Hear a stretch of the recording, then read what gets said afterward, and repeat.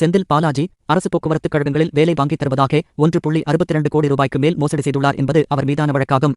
இந்த மோசடியில் அவரது சகோதரர் அசோக்குமார் மற்றும் நெருங்கிய கூட்டாளிகள் கார்த்திகேயன், முன்னாள் உதவியாளர் சண்முகம் உள்ளிட்ட பல பேர் மீது குற்றம் சாட்டப்பட்டிருந்தது. தொடர் விசாரணையில் மோசடி தொகையில் 1.34 கோடி ரூபாய் செந்தில் பாலாஜி வங்கிக் கணக்கிலும் 29.55 லட்சம் ரூபாய் அவரது மனைவி மேகலாவின் வங்கிக் கணக்கிலும் செலுத்தப்பட்டுள்ளன. அதேபோல 25 கோடி ரூபாய் மதிப்புள்ள நிலத்தை செந்தில் பாலாஜி, அசோக்குமார் ஆகியோர் கூட்டு சேர்ந்து பினாமிகள் பெயரில் 10.88 லட்சம் ரூபாய்க்கு வாங்கியுள்ளனர். இந்த வழக்கில் செந்தில் பாலாஜி கைது செய்யப்பட்டு சிறையில் அடைக்கப்பட்டார். ஓராண்டுக்கு பிறகு அவர் ஜாமீனில் விடுவிக்கப்பட்டார்.